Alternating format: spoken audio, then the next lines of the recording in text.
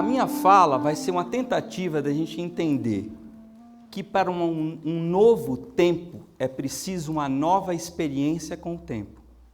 E que o tempo, apesar desse relógio de pulso com algoritmos romanos que está no meu pulso, que é uma coisa que foi inventada no século XIX, para que o meu tempo orgânico seja igual ao tempo cronológico, o tempo da revolução industrial, o tempo da lógica, da produção incessante de mercadoria, seja colocado como um pulso.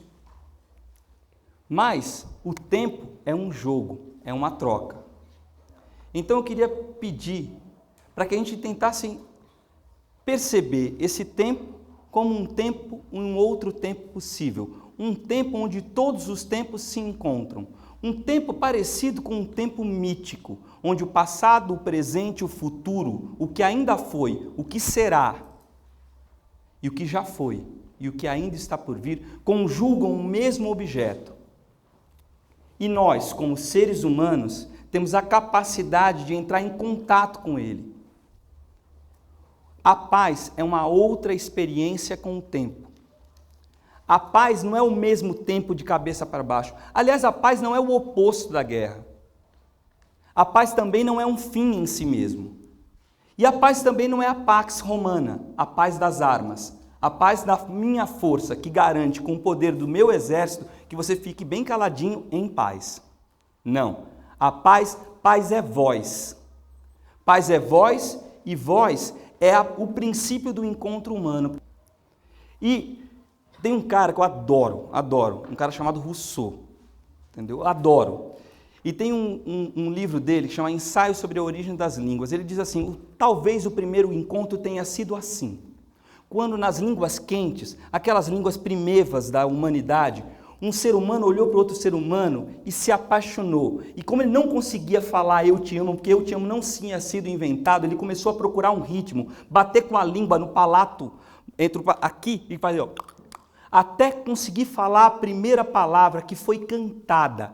E essa cantada foi uma cantada mesmo, que foi uma declaração de amor, porque ele nunca tinha visto aquilo daquele jeito, aquele ser tão fascinante, e ele teve que dizer eu te amo. Essa melodia ele tomou emprestada da natureza, que é a melodia dos pássaros, é uma melodia...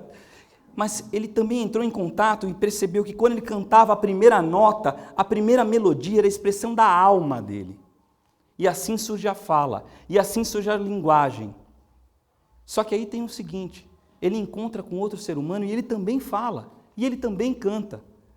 Uma harmonia, num conceito musical, é um encontro de vozes, no mínimo 3, num acorde. Ou seja, a harmonia é um encontro de várias vozes.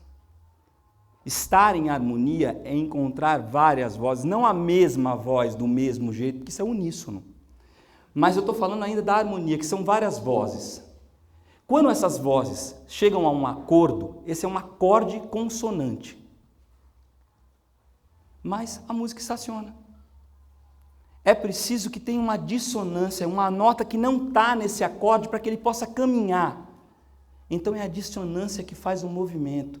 E movimento é transformação. E movimento é a necessidade de se transformar constantemente. O tempo da paz é o tempo do movimento. É o tempo incessante de uma produção de criação tão grande que não dá tempo para fazer a guerra. Só que tem um ritmo nisso tudo. O ritmo que é anterior a tudo isso. E esse ritmo ele enquadra, porque tem o ritmo do cosmos, o ritmo da natureza, o seu ritmo, o ritmo da música, o ritmo do som. O ritmo é um princípio normativo. Ou você está dentro do ritmo, ou você está fora do ritmo. Então a paz também tem que ter ritmo. E esse ritmo, junto com essa melodia, junto com essa harmonia, formam uma música. No princípio existia o verbo, mas e antes do verbo existia o quê? O som. O som. E antes do som, a sonoridade. Então, quando, no mito, Deus disse, faça-se a luz, e a luz se fez, o som inteiro do universo já tinha acontecido. E essa sinfonia quântica ainda está acontecendo. Por isso que a paz é uma outra experiência com o tempo. Mas aí eu vou fazer uma pequena digressão sobre que tempo é esse de hoje. O tempo onde a gente fala que tempo é dinheiro. Por que a gente fala tempo é dinheiro? Então eu não posso perder tempo, porque se eu estou perdendo tempo, eu estou perdendo dinheiro. E se eu ganho tempo, eu estou ganhando dinheiro. E percebem agora por que é preciso mudar a relação com o tempo? Então, essa relação com o tempo é que a paz propõe. Porque a paz, quando eu digo a paz, esse exercício da criação tem que substituir a ação do tempo relacionado à moeda e o seu poder de criação ser relacionado ao dinheiro para o seu poder de criação ser relacionado à própria criação. Ou seja, tempo tem que ser arte, porque ele é o tempo da criação. E a criação humana é que faz com que nós, seres humanos, nos destacamos um pouquinho da natureza. A gente é um animal, a gente está em relação à natureza, mas como disse Aristóteles, a gente é um animal político. A nossa natureza é a cultura. A gente transforma a cultura através do trabalho.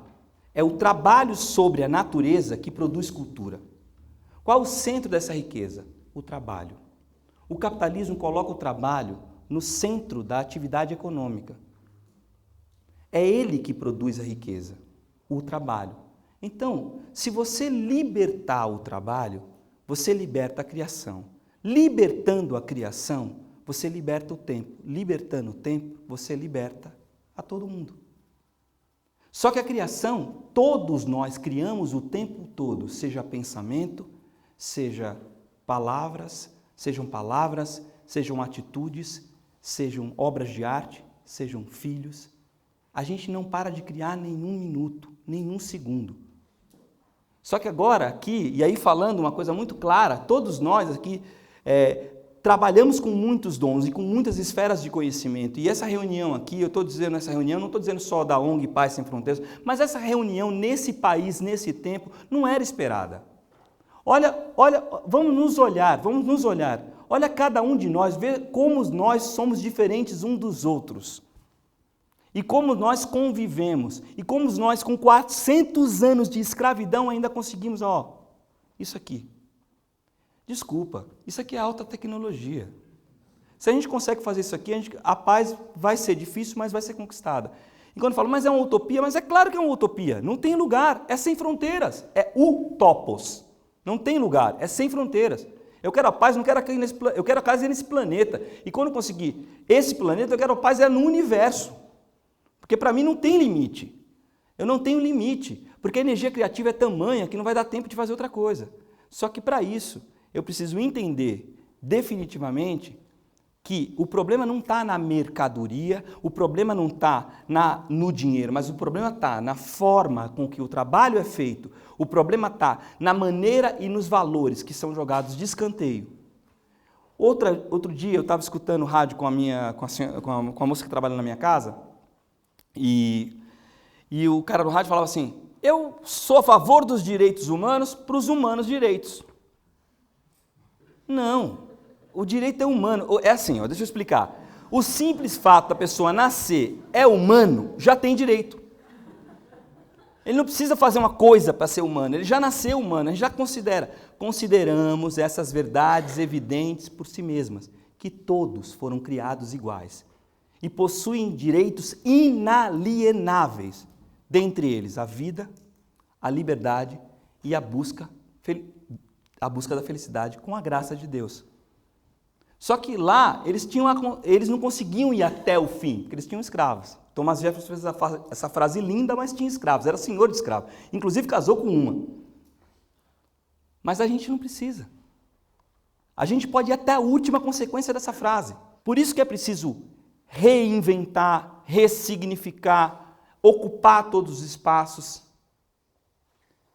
É essa a necessidade, porque é a nossa voz em ação, e não só em conceito, que vai conseguir despertar que os espíritos cansados façam do mesmo jeito e possam reivindicar de novo um outro mundo possível. Porque isso é só um mundo, não é um único, nem um ambiente fechado. Nem o tempo é absoluto, né? Por que o tempo não é absoluto? A velocidade da luz. A velocidade da luz é constante. Então, esse relógio aqui e esse relógio lá num avião, ele vai ter uma diferencinha. Tem uma diferença. Porque o tempo não é uma medida absoluta, ele é uma medida relativa. Então, a maneira como a gente lida com esse espaço da existência é a maneira que a gente tem, é o espaço onde a gente tem que operar. Perceber isso é a nossa tarefa. Tem um filósofo aqui, que é esse cara chamado Giorgio Agamben, um italiano, que ele fala o seguinte: ser contemporâneo é perceber no escuro do céu a possibilidade de existência. Eu falei, caramba, escuro do céu, sombra, tá vendo? É sombra, não tem condição. Só que é o seguinte, aí ele fala o seguinte, olha, pensa no escuro do céu. Na verdade, o escuro do céu não é o escuro do céu. O escuro do céu são as luzes das estrelas que estão sempre apontadas em nossa direção. Só que o universo se expande numa velocidade maior do que a velocidade da luz. Então, a gente só sente a olho nu a ausência da luz das estrelas, que está o tempo inteiro mandando luz para a gente. O tempo inteiro, todo o universo.